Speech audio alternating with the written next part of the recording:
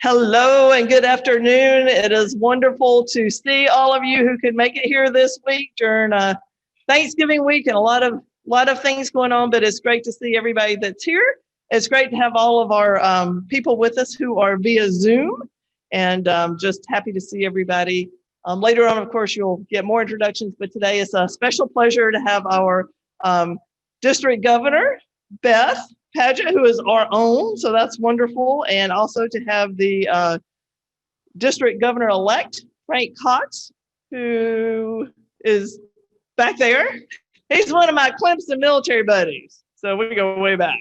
And then also our assistant district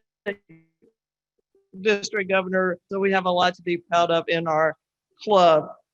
And I'd just like to start out a little bit about these are challenging times. I'm sure you have heard of how the pandemic is touching people in our own club and it's getting closer. But we also still have a lot to be thankful for. And I would just like to say that I appreciate each and every one of you who made the effort to come today and those who joined us on Zoom. And I'll have to say that through the last few months in the midst of all this, it is truly amazing how many of you have stepped up and done so much for Rotary so that we can continue to make a difference in our community. And I just want you to know that I'm thankful for that and I appreciate all that you do.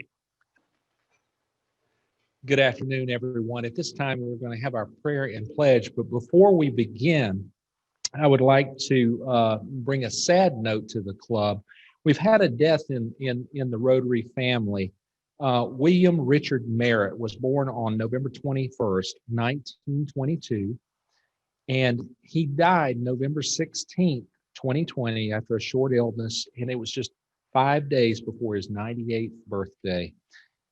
Bill was a past president of the Rotary Club of Greenville. He's been a Paul Harris Fellow.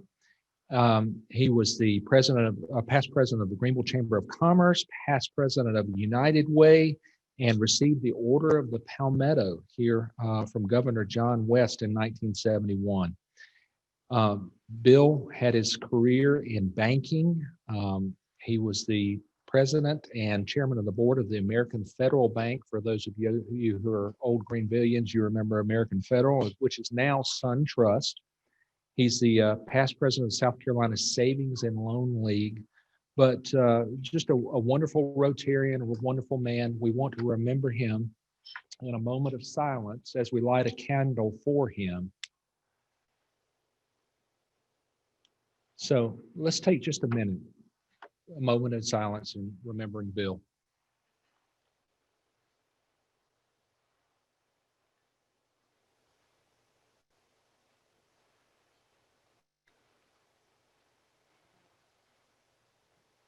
Thank you very much. Now, if you'll stand and join me for prayer and pledge. Bow with me. Almighty God, thank you for the opportunity to come together as like-minded people who seek the best for our country. We pray for peace. We pray for wisdom and for discernment as we work to make America a better place for all people to live. We pray for our elected leaders that you would guide them and direct them and that they would make decisions that would be best for everyone. We pray for those who are charged with protecting us both here and abroad, that you would keep them safe from harm. Thank you for the opportunity to serve our community through Rotary. Help us to make a positive impact wherever we are.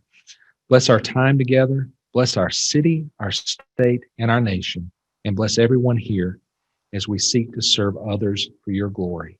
Amen. Join me as we have the pledge.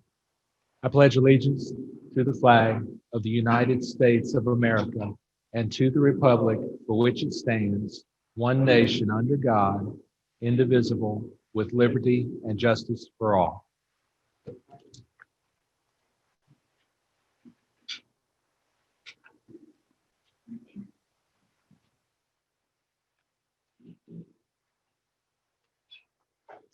Good afternoon. I'm Ramona, and we have a couple of guests to welcome. Today we have Jason Holman, guest of Lorraine Holman. If you'll please stand for a moment so we can recognize you. Thank you. And then Sandra Moore, guest of Amy Randall. Welcome. As Jane mentioned, we have Frank Cox, who is our incoming district governor, and also your home club is the Clemson Sunrise Club, correct? Okay, thank you for being with us. And then for any visitors that we have with us via Zoom, we welcome you and hopefully everyone will come back again. Thank you.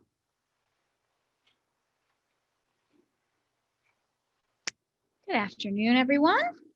My name is Jacqueline Cabasco, for those of you who don't know me. I am the membership recruitment chair this year. So as you all know, you are, as members of this club, are really what makes our club, our community, and our fellowship together so special. So we're always looking for new people to join us in all of this fun and the work that we do in our community.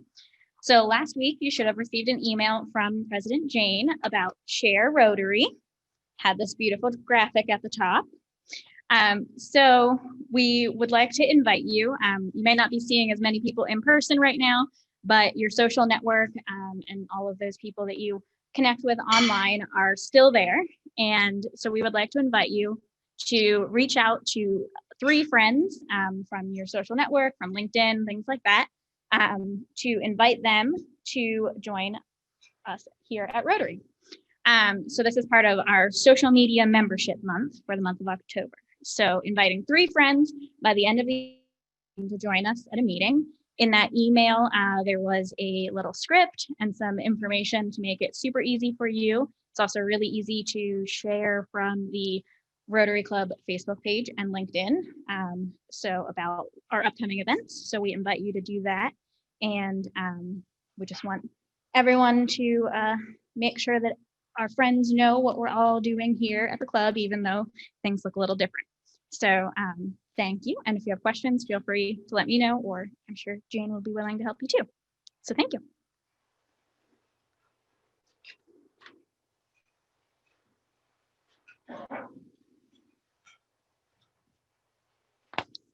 Thank you, Jackie.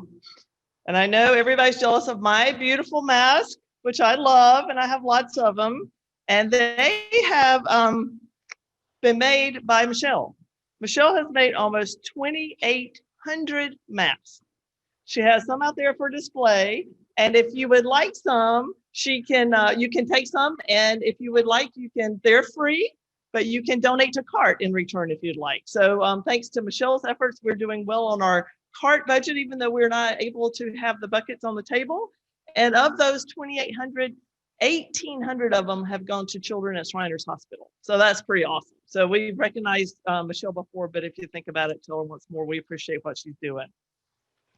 So as you know, this year we're working on things that have to do with networking and service and fun. So as far as networking goes, Teresa Miller leads us in some very interesting discussions every first Tuesday. So next Tuesday at noon, we'd love for you to join us. And the topic is going to be women and political leadership.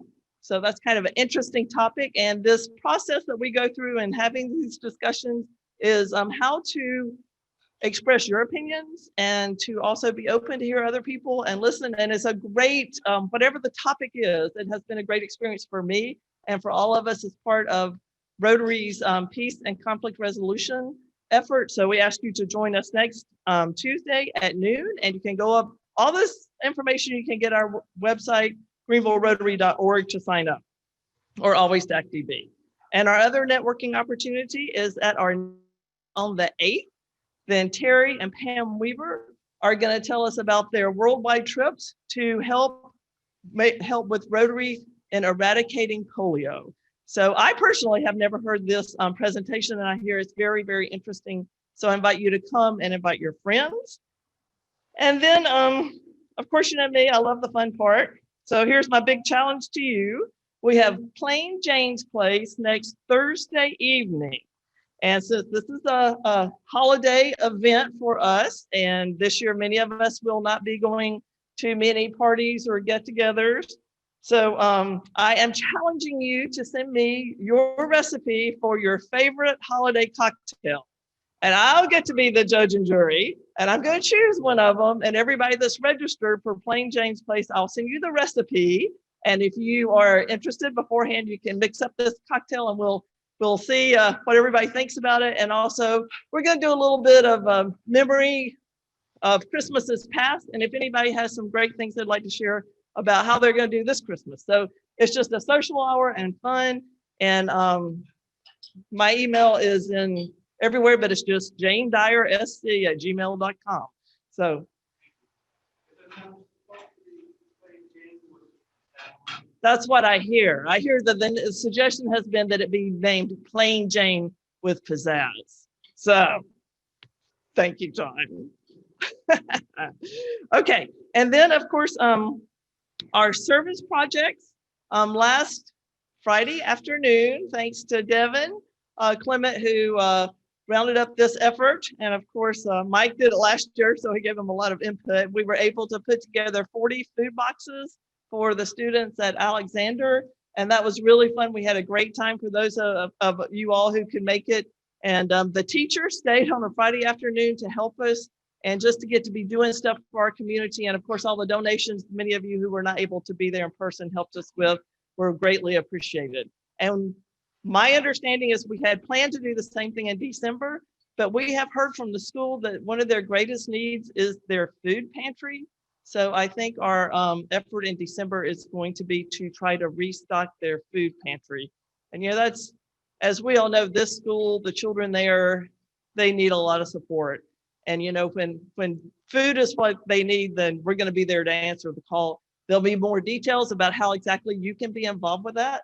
And so we look forward to that as our service project in December is to restock the food pantry at Alexander.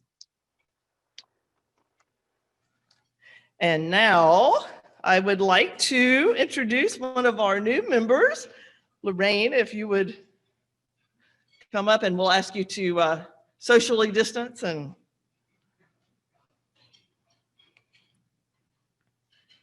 we're so thrilled to have Lorraine. She is a regional career specialist for our Greenville County schools, as we were just talking about, responsible for K-12 career development for all students in Greenville County, which is a lot. How many? 77,000 students. I had no idea. She was a school counselor for 8 years. She served on active duty in the U.S. Army. So like Frank and many of you, she was in the Army. And her husband too, he is here with us too, Jason. And so we're glad to have both of them. They are both graduates of West Point. As many of you know, my husband is a Zoomie, so I know these people. So we're glad to have you. They live at Earl Street. And while we mentioned Jason, they've been married for 22 years. Their children are Allison, 17, and Justin, 15. So they're home all the time. All the time. So for those of us who had children that were really busy, just imagine the opposite. So she joined Rotary because she finished Leadership Greenville in the class of 46 and was deeply interested in serving her community and found Rotary to be the place to do that. And as you well know, I've already seen you at lots of places. This is a great opportunity to serve our community. Her sponsors were Paul Wickensheimer and Brett Caldwell. We are so glad to have you, Lorraine. And you're going to fit right in, already taken up the mantle and helped us serve the community. And we look forward to working with you in the future. Thanks so much.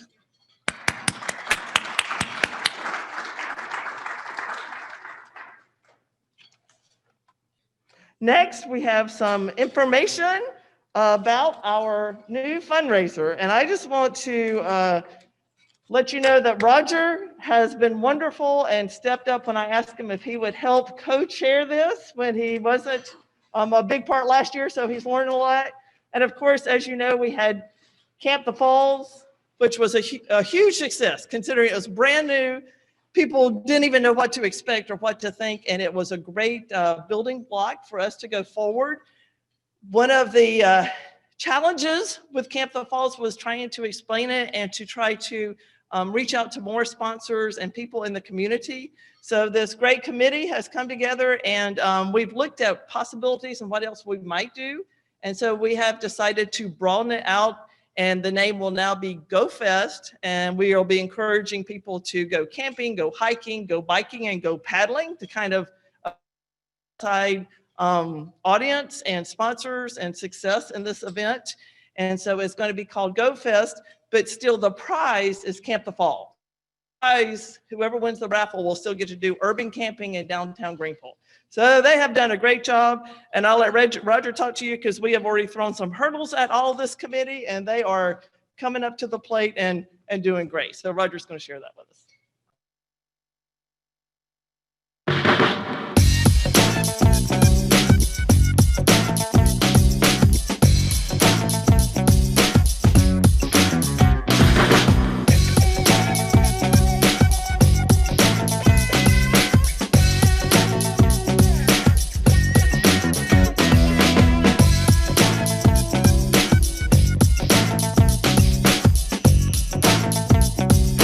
And co-chair of this year's Go Fest, our fundraiser for this year.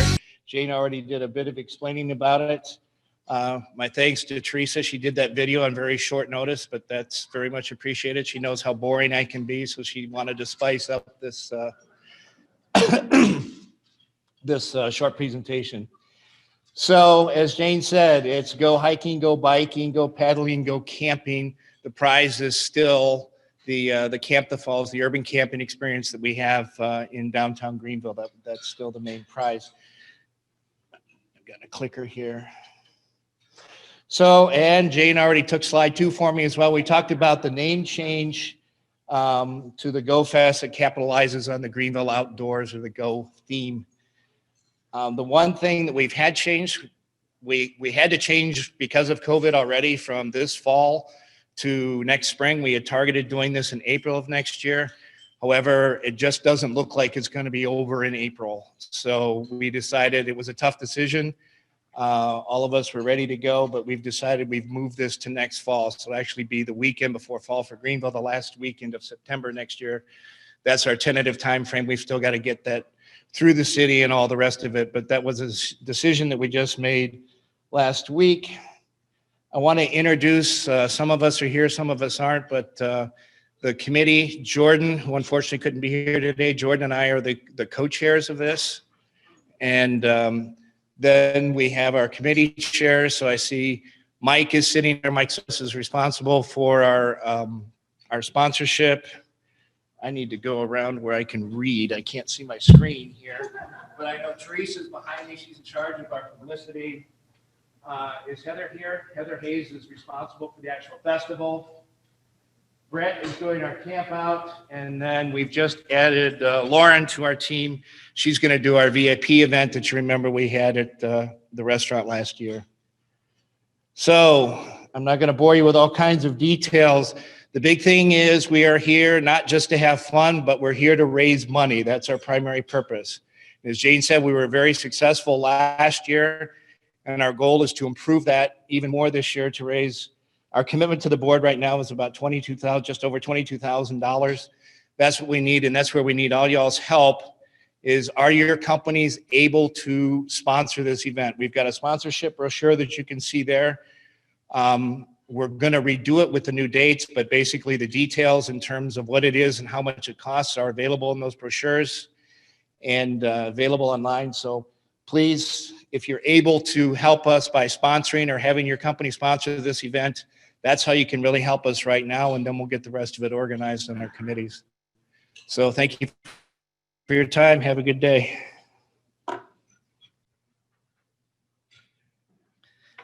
One of the great things and opportunities we have as Rotarians is to support the Rotary International Foundation.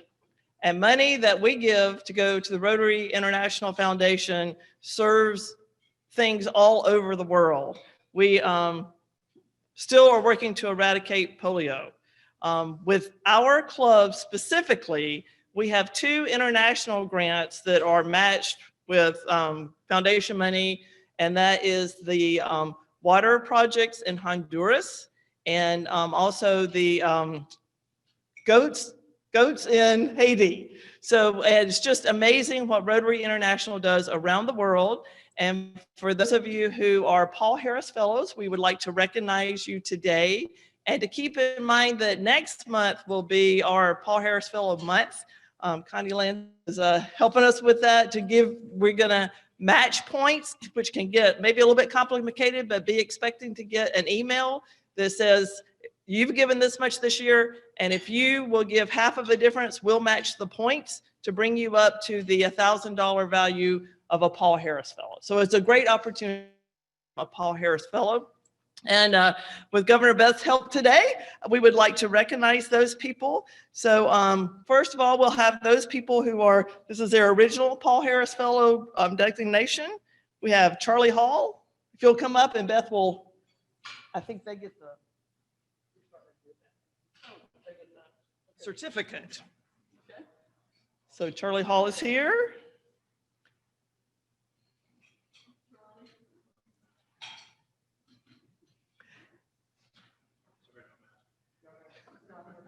Yeah, if you could put on your mask if you come forward, please. And Gary Lyons.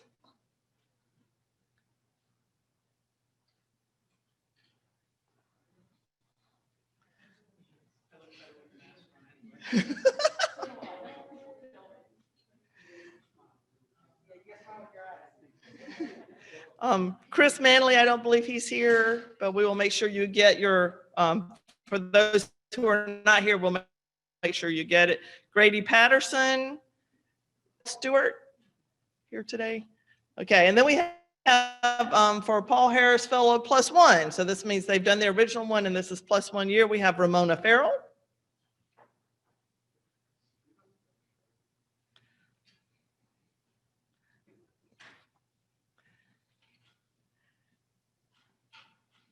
And Skip Gordon, Charles Mickle, Harold Ligon, David Slade, and apparently we have, excuse me, thank you. Good to see you, David. Yeah.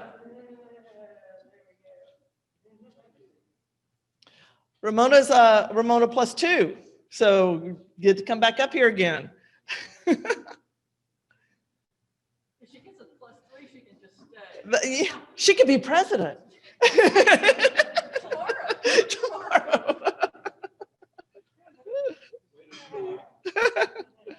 Tomorrow. Jimmy Kimball.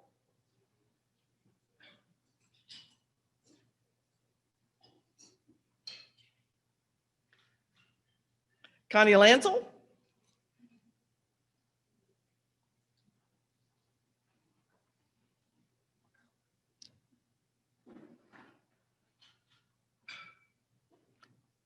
Coleman Schaus. We have Paul Harris Fellow +3. That would be Delisa English. Gally Gallivan. Elizabeth Lyons.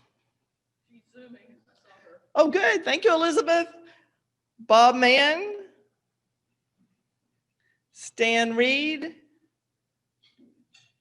Chuck Welch. Oh, good. Thank you, Chuck.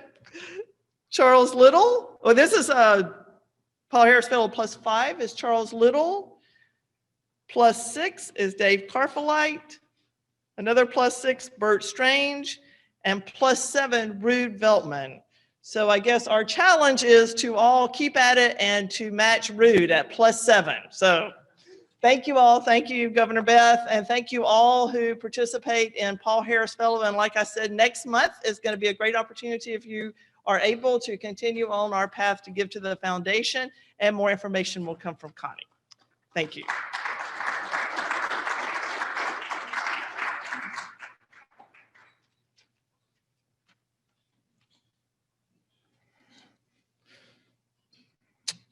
Today, I have the pleasure of introducing someone who really needs no introduction, especially since she's been involved in half of our program today. A Rotary member of the Rotary Club of Greenville since 1991, Beth Padgett has served this club with distinction in many roles over the years, but her most significant achievement was being chosen our first female president in 2001-2002. Beth went on to serve Rotary as the assistant governor for our area from 2013 to 2017.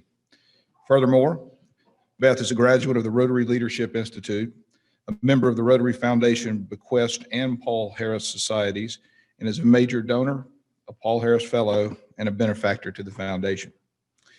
A native of Saluda, South Carolina, Beth graduated from USC with a BA and MA in journalism, which led to a 40-year career in the newspaper industry. She is best known for her tenure as editorial page editor at the Greenville News.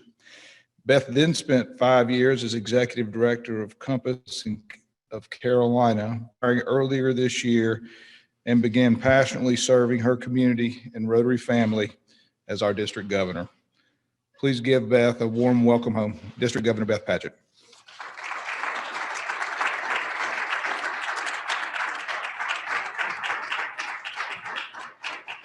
Thank you all. Sit down, sit down, sit down. Thank you.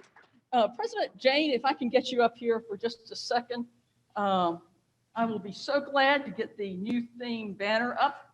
We always give these out at installation and awards, but as some of you know, that was virtual and it's hard to stick these through a computer screen. So this is our new theme for this year, which is almost 5 months over. Rotary opens opportunities. It was a theme that when I first heard it in January, I absolutely loved it. And I think it applies even more today in this weird, wacky COVID world, because there are still so many opportunities for service, so many opportunities for fun and fellowship, even if it's a different type of fun and fellowship. Still opportunities for bringing in members and sharing the magic of Rotary with new people. And just still opportunities for us to be Rotarians and do all the great things that this club has done for well over a century and is going to continue doing for many, many years. So with that, if I can do this without knocking the bell off, we have the new theme up there. And I'll put this over here. One other thing, and one of the things I'm so proud of, this club steps up in so many ways, including it was at the forefront of the Polio Plus movement when it was still just polio. We have been a major contributor to the Rotary Foundation, and for that, I certainly appreciate the donations all of you make and the work you do to support our clean water projects that literally save lives in Honduras. If you'll let it sink in, there were children who woke up in Honduras this morning because of you, because of this club, because of the contributions you make, because of your ability to fund projects that have brought clean, fresh water to children who would otherwise be dead without that. And this club has also been a leader in our projects in Haiti. We are now buying goats, which I'm not sure I ever personally wanted a goat, but with that goat we buy in Haiti, we bring wealth to families who will benefit for generations as they start getting beyond destitution and just feeding themselves one meal at a time and start building the wealth that some of us who grew up in an agrarian society, families grew up in an agrarian society, know how wealth is built for things like goats and cows and things like that. This club is also, as I said, has been a huge leader in Polio Plus. And so it's my honor to present, and Scott Powell's not here, but Jane's going to come get it, a certificate of appreciation to this club, and I'll slip my mask back on, for the work it did last year in raising money for polio. And we will do the same this year and next year and the next. And through that, we are bringing the world so much closer to eradicating polio. So thank you, and thank you, Scott. I'm sure you're Zooming somewhere. You told me you would be. So thank you and thank all of you for your contributions to polio. And with that, I'm going to take the mic off and try not to make a mess, because it really is hard to see everybody in this new layout. So I'm honored to be here today. I'm a member of the club. This is my 50th visit of 50 clubs, and I planned that intentionally so I'd get to celebrate those official visits with my official visit to my home club that has meant so much to me. Had a great meeting with your board of directors last night and with President Jane. This club does so many great things. from its work with Alexander Elementary, which is something I have promoted in all my other 49 visits. And as I shared with the board, the highest compliment, Scott and Pam, the highest compliment is that there are now at least 3 other clubs in our district who are modeling the Alexander Elementary project, that have taken what we have done, that has energized this club and turned it around in many ways. And they're doing the exact same thing. So not only we're benefiting Alexander, but we're also benefiting Buffalo Elementary and a school in Spartanburg and a school in Anderson. And I think schools in many, many other places in the district, because of what this club had the leadership and vision and foresight to do. So thank you for that. It's also a year, obviously, of challenges. Jane didn't want to be a global pandemic president. When we left Carolina's Pets on March 8th, after we'd finished our club president training, we didn't know the world was going to just upend itself within a week or so, and that this was how we were going to have to do so many things in life, including Rotary. But I want to commend the club for being so early to embrace technology. We do have a couple techno whizzes in the club, such as Terry, that has helped. But you've embraced technology, and from my visits around the entire upstate, I can tell you, the clubs that have embraced it, have not shied away from it, have tried to find ways to make it work, are the strong clubs today, and the clubs that have a brighter future, COVID or no COVID. So thank you for that. I'm going to share a little bit about my personal Rotary story with you. I'm going to share a little bit about the sort of 30,000-foot vision of where Rotary is and where it's looking, and how it's sort of encouraging Rotary clubs to look at the future too. And those sort of, if you keep up, that is a sort of a common theme that runs through those. So my Rotary story starts a little different than other people's, especially after last night when we talked about things like membership, because there is such an intense focus on membership now. So mine starts with, I wanted to be a Rotarian before Rotary wanted me to join Rotary. Now I know Scott Stevens is sitting over there going, yeah, I get that. I get why the club didn't want her 30-something years ago. But it started with my 40-year career in newspapers. And I got my first significant promotion to a top-level editor job.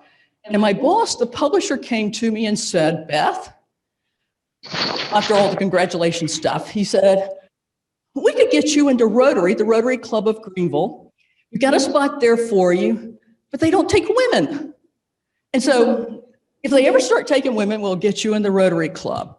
So I didn't know a whole lot about Rotary other than here was an organization that I could have joined because of my position in the community, but they didn't want me. I couldn't join because I was a woman.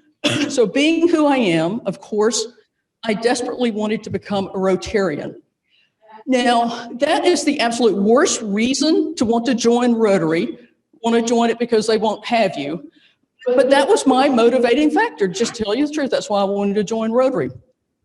So a few years later, Rotary came to its senses, nudged along by a Supreme Court case, and Rotary started taking women. It started accepting women. And I got to join. It was one of the smartest things Rotary's ever done. Look at this group. If we could see everybody on Zoom, look at Zoom. In all but just a half dozen or so clubs I go to, the rooms look like this. You have so many women in Rotary. That decision when we opened up Rotary, it invited half the population of the world to join this wonderful international service organization. It invited people to share their talents, their money, their time, their energy, and Rotary is better for that. So I joined Rotary, and then a few years later, something odd started happening. I was disillusioned. I was thinking about dropping out. I was not finding all those meaningful stories, making all those great relationships that people told me about you would do in Rotary. Granted, most of that was probably my fault. I was not taking the initiative on some of that. but I was not finding my place in Rotary. So in about 5 years, 4 or 5 years, I was seriously thinking about dropping out of Rotary. And then two things happened, and they both happened in the year 96 to 97 when George Fletcher was club president. That really flipped my switch and turned me on to Rotary. The first one, we had a club member, Sarah Monsbach, one of the most passionate people about literacy that I know. So Sarah had this idea, brand spanking new Rotarian, brand new to the club. She had this idea that there were children showing up for school for fifth grade, child development centers, and they couldn't read, and they had never had someone read to them. In many cases, they didn't have books in their homes. In some cases, they didn't have a parent who could read to them, even if that parent wanted to read to them. And so they showed up for school with that disadvantage, but also with the disadvantage of not having a love for reading. And so their first introduction to reading was an authoritarian figure, a teacher, who would read to them, and then all that other stuff. You get tested on it, that sort of thing. So Sarah wanted us to start something called Read to Me, and for us to become Rotary readers. And I became one. I was on Sarah's committee, which means if you ever served on one of Sarah's committees, and I say this with great love, you know that your purpose is to wave her on. So I did, and it came up with that absolute great idea for this project. Many, many clubs in our district now do this. And so this, some of you do this, and pre-COVID, it was a lot of fun. You go into the schools or in child development centers, great big colorful picture books. Kids come up, sit in a semicircle, read a book to them, another book or so. You see these bright shining faces.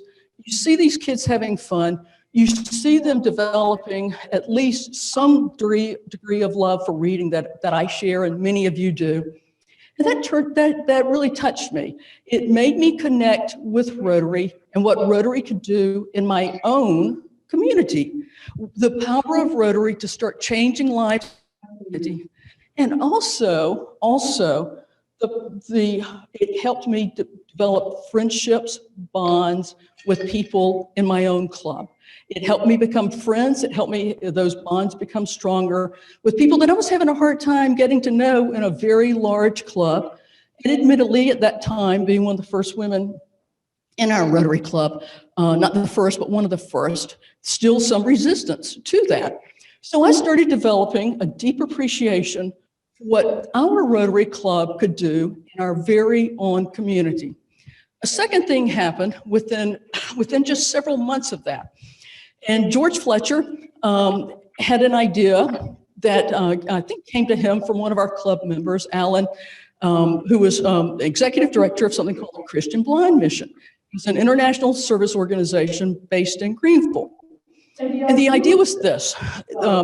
Christian Blind Mission did what the name implies. It helped alleviate blindness in parts of the world where people routinely go blind from things as common as cataracts or glaucoma or things like that. Even things back in the old days when George was club president, that long ago, even things back then that were so easily corrected with just minor surgery here. So the idea was, and George, this may have been one of the first international service projects we did. The idea was, because this is the way Rotary works, we would work with a Rotary Club in Mombasa, Kenya. It was a Kilindini Rotary Club in Mombasa. We would work with them. We would work with the Rotary Foundation at Rotary International. We would work with the district, and we would raise the money to finish some funding of an eye clinic and equip that eye clinic with new equipment so that routine problems. My brother, who's younger than I am, has had cataract surgery. People watching us or in this room have had it. So that people with just common eye problems, vision problems, would have the gift of sight. And we did that. Our club raised $13,000. You had a great newsletter editor at that time, George, me. So I put those figures in that I dug out just for this speech. So our club raised $13,000, and in the old days when George was president, that was not an insignificant amount.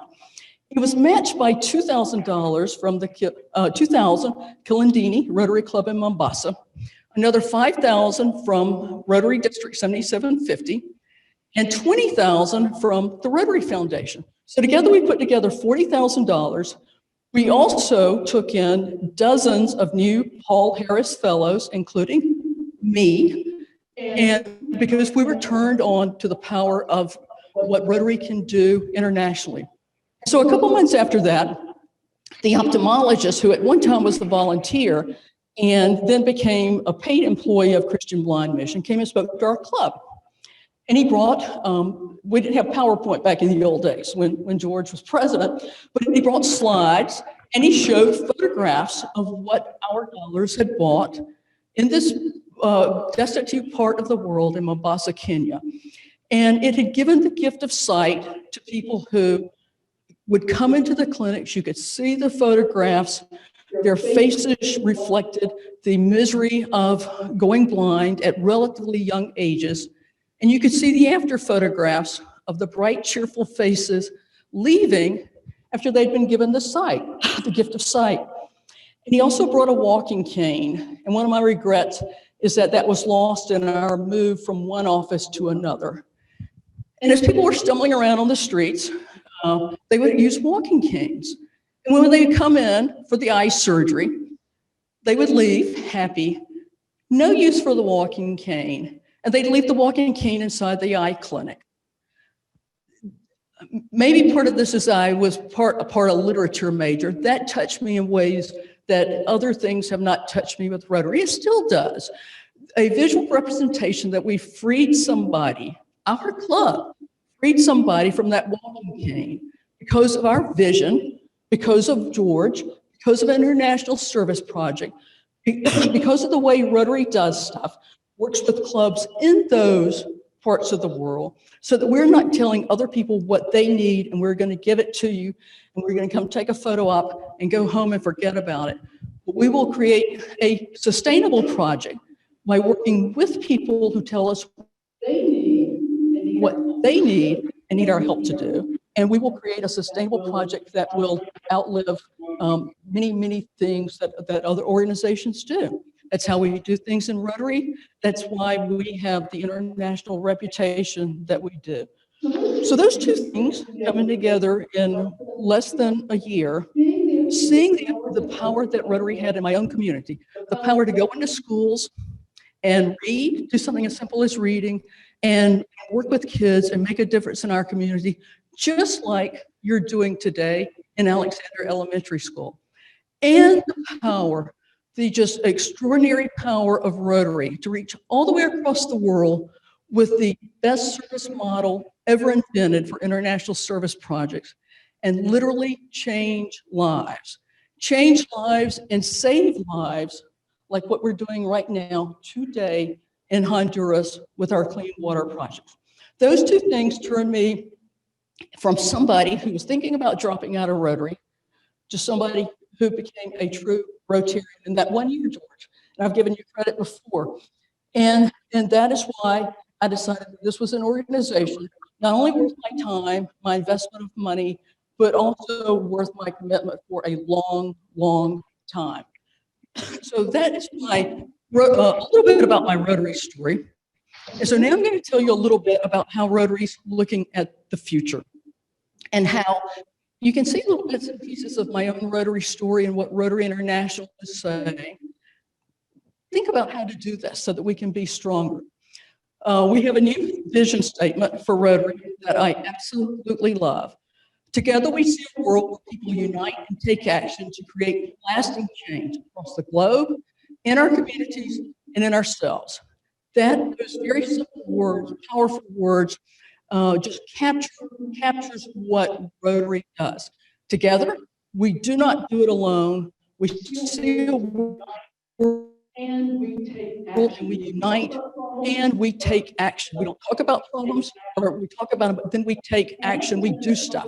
And I contend that's one of the reasons COVID has been so tough on Rotary clubs. We are people of action, and people of action like to do stuff, and it's been harder, but we're finding our way out of that.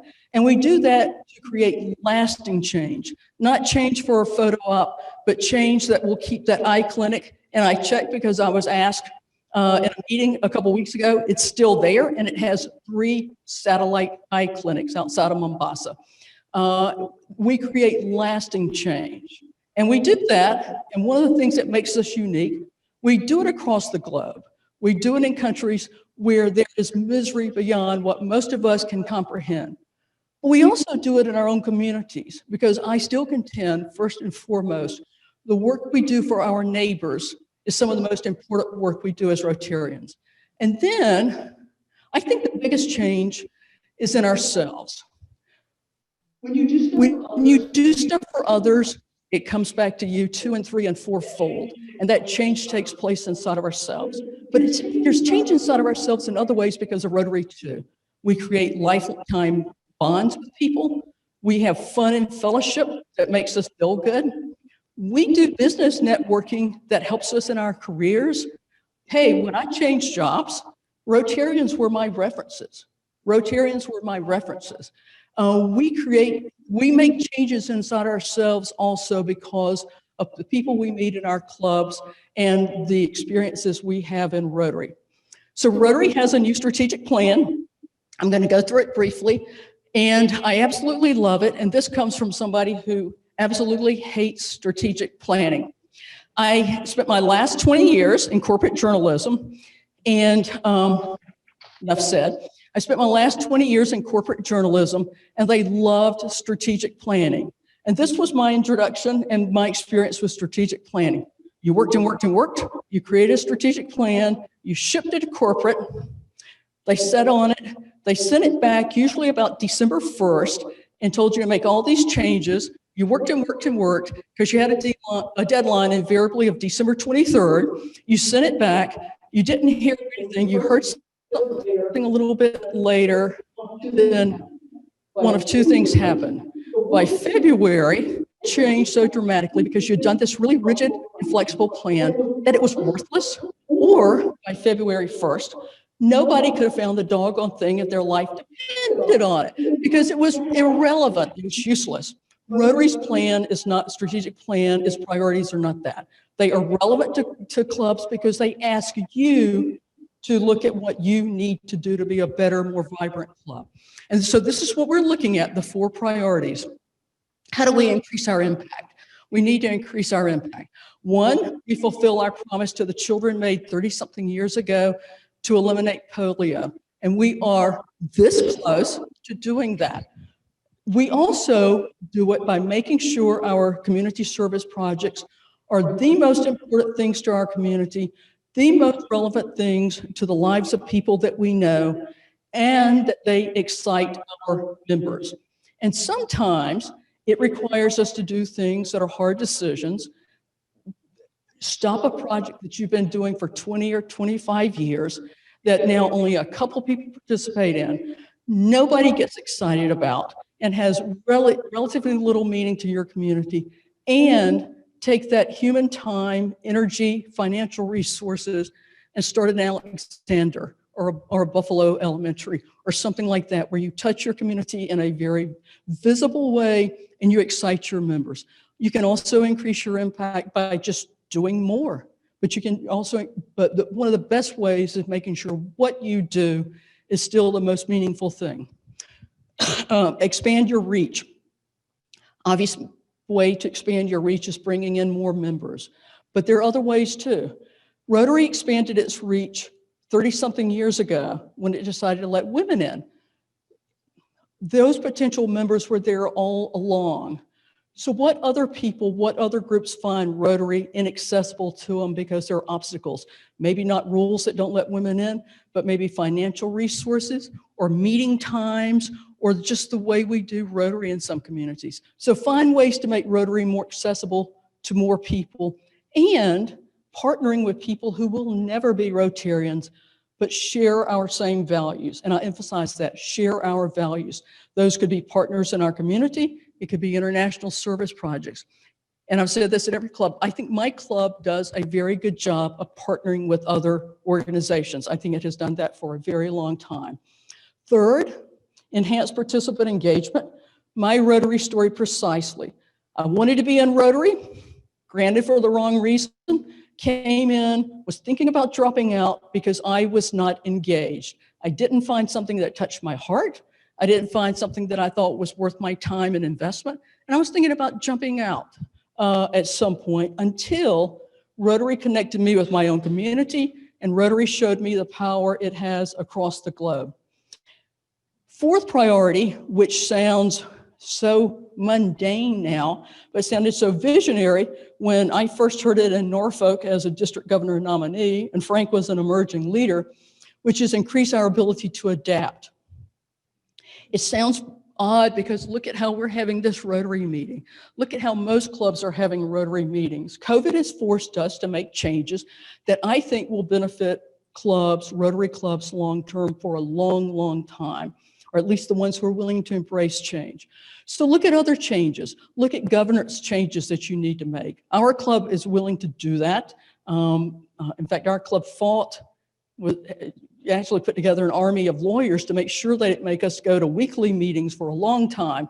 So now Rotary, and so there are ways that other clubs can make themselves more, can adapt to make themselves more accessible to people by dropping mandatory weekly meetings or things like that. And so there are maybe other things that we can look at as a club that we can adapt to make us more readily accessible to Rotary Club members. So these are things that we need to do because the world needs Rotary. It needs Rotary now more than it ever has. It needs people who want to come together, not because we share the same political beliefs, because Rotary does not have a political philosophy, not because we share the same faith or lack of faith even, because Rotary does not have a religion, simply because we want the fun and fellowship of people that we share their values. We want to come together and do good in our community, and we want to make a difference in our own communities and across the globe. And we do that whether we knew the vision statement or not. We know that together we see a world where we unite and take action to create lasting change across the globe, in our communities, and in ourselves. That's who we are as Rotarians, and that is what's going to help us, COVID or no COVID, stay strong and vibrant, to recognize that's who we are, that's why we are this way, and this is why we're doing good in the world and in our communities. So with that, I don't have a clock at the back of the wall, so I don't know the time, but Jamie, if we've got time for a couple questions, I'll be glad to take those, or if y'all ready to leave, I'll give Jamie the microphone back. I don't see the normal question askers in the room. I'd actually prepped for a couple questions, hard ones. I will share with Bert Strange is that 49 other Rotary clubs have not had people preach to them that you do not pause during the Pledge of Allegiance. And there is a under God in those clubs. So Bert needs to share his love of the exact way to say the pledge with 49 other clubs.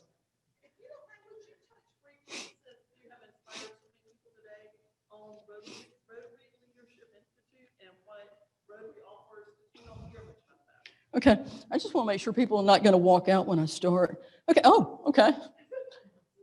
40 years in the newspaper business, you know how to make a deadline, so I finished on time. Rotary Leadership Institute is a wonderful opportunity. It's a three-part track that helps you learn about all aspects of Rotary, from membership to foundation to community service to public image and things like that. And if you're lucky, you get to ride with somebody like Scott Stevens when you go to Asheville for one of those sessions. But it's a great opportunity. It's been suspended since March, is coming, because of COVID, is coming back in a very small, limited in-person version, but it's also coming back in a virtual version sometime in January. Now, and I'm glad you asked me that because I see I've got time and I'll talk about that. I think Rotary is one of the best leadership training opportunities for people. It's often overlooked. And the skills that I have learned in Rotary were the skills I picked up and moved to a nonprofit job with no nonprofit experience. They're the skills that we learn with fundraising, running special events, all those sorts of things. And when I talked in interviews, my job interviews about how would you do this and all, I had a very relevant Rotary connection with a fundraiser, or how do you work through problem opportunities with volunteers, and all those sorts of things. And so what Rotary Leadership Institute does is it teaches you how to be a leader in Rotary, but everything you learn can be transferred to your day job or another nonprofit experience, or what you do in your church or whatever. A leader is a leader is a leader, whether that leader is in Rotary, or whether that leader is in the workplace, or whether that leader is sitting on a board of another nonprofit. So it's just wonderful training opportunities just to help you know about Rotary, because statistics show that if you go to complete all sections of Rotary Leadership Institute, you're more likely to stay in Rotary, because it helps you do things. They didn't have that back when George was president and I was joining Rotary. And so you just stumble through learning about Rotary. It helps you learn about Rotary very quickly.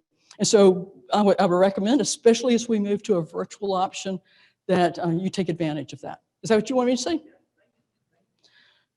George, you do not have equal time to rebut everything I've said.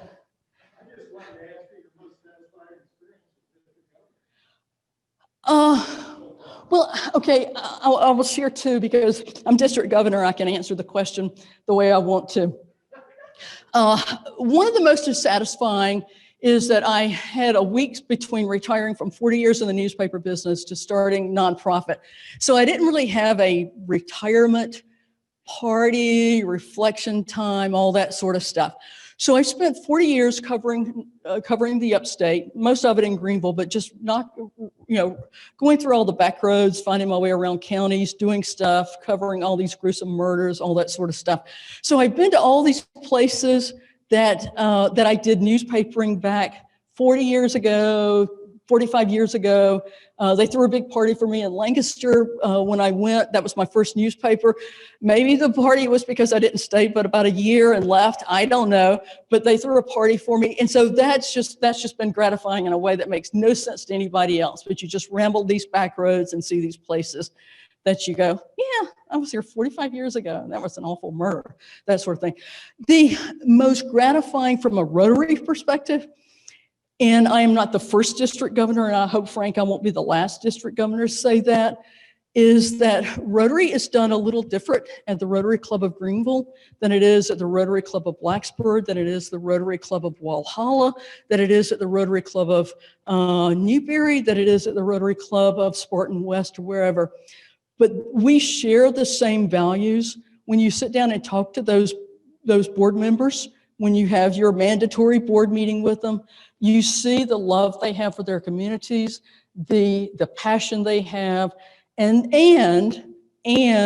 as small as some of those clubs are, as poor as some of those clubs are, every one of them is doing something that improves the lives of people in their community. And in most cases, that work would not be done if those small Rotary clubs disappeared.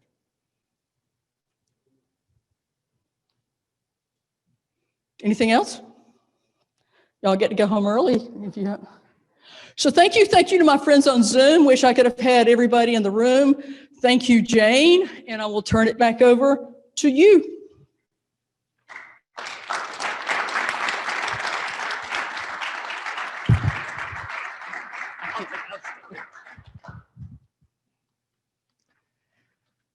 Thank you so much, Governor Beth. And I'll say that it is great for me, of course, to hear your story, but to learn of the impact that our club has had for so many decades now. It's truly remarkable.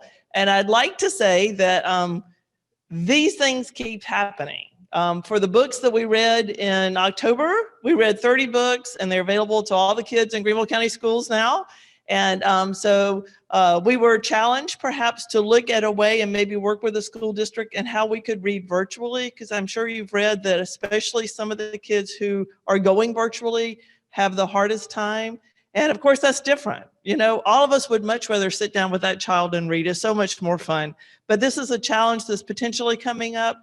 And so it's nice to know that Sarah is the one that started Rotary Read, and it was our club. And so that your story is inspiring. It's inspiring to all of us. For those of you here and those of you on Zoom, obviously we have plenty of opportunity. And we have been talking about in our club about our opportunities this year in networking and service and having fun. So if you are inspired today and are still looking for that place for you to plug in our Rotary Club, let me know. We have great, I do. You see, district governors can do this too. 30 seconds just to say, and I would be remiss not to, when you talk about the great things, our club has supplied so much of this district's leadership. George Fletcher was a district governor. Terry Weaver is a district governor. Terry doesn't know how to say no, so Terry's a district trainer and whatever else that Terry does. And Lisa Mangione is our district treasurer. She had no idea what she was signing up for, but she's done a superb job, and we'll do that for at least one more year. And we have in many ways small, but in many ways very large with district governors, including, I don't know if Jim Perrier is on here. He didn't serve in our district, but in another one. But also my very dear friend, Miles Golden, who left us a few years ago, was very instrumental in getting me very connected to Rotary. So this club does lots of things in terms of projects, but it does lots of things, including supplying a lot of the leadership in our district. Whether they want us or not, it does that. So thank you.